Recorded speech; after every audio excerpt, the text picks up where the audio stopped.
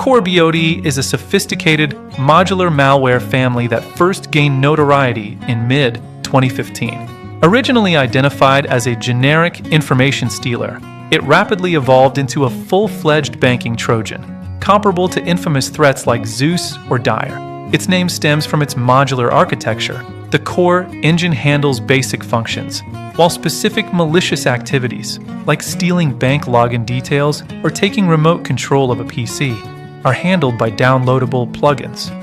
1. The evolution of CoreBOT. When CoreBOT was first discovered by IBM X-Force, it was a relatively simple tool designed to steal data stored in browsers. However, within weeks, its authors released updates that transformed it into a complex financial weapon. Phase 1. Initially focused on harvesting passwords, browser cookies, and digital certificates. Phase 2. Added web injection capabilities, allowing it to modify banking websites in real time to trick users into giving up 2 FA codes or social security numbers.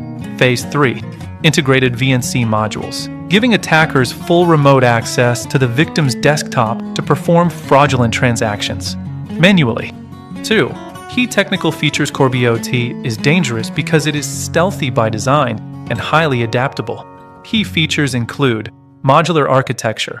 Attackers can push new updates to infected machines without reinfecting them. For example, if they want to start stealing crypto wallets, they simply send a wallet stealer plugin to the existing CoreBOT installation. Domain generation algorithm. Instead of connecting to a single, easily blocked server, CoreBOT uses an algorithm to generate hundreds of potential command and control domains daily. This makes it extremely difficult for security teams to shut down. Browser hooking. It hooks into processes for Chrome, Firefox, and Edge. This allows it to see exactly what the user sees and intercept data before it is encrypted and sent to the bank server. Anti-analysis. It includes anti-VM and anti-debugging code.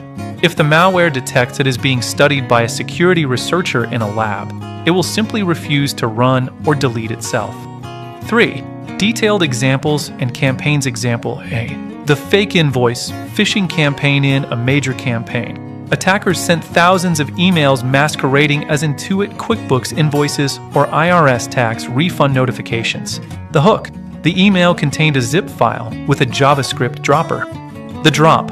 When the user clicked the file, it silently downloaded CoreBOT in the background. The payload. CoreBOT immediately scanned for 55 specific URL triggers the theft. When a user logged into their bank, CoreBOT triggered a "please wait" screen while the attacker used a VNC module to transfer funds out of the account in the background.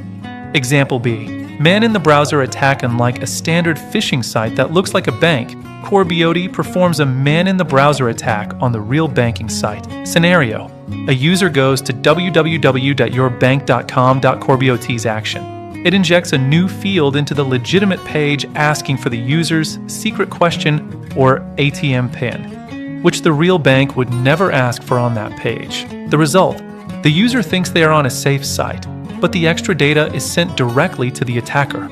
4. Detection and mitigation. Because CoreBOT operates within legitimate system processes, traditional antivirus software often misses it. Layer mitigation strategy. Network block traffic to non-standard ports and monitor for DGA-style domain lookups. Endpoint use EDR tools that flag process injection or unauthorized browser hooking.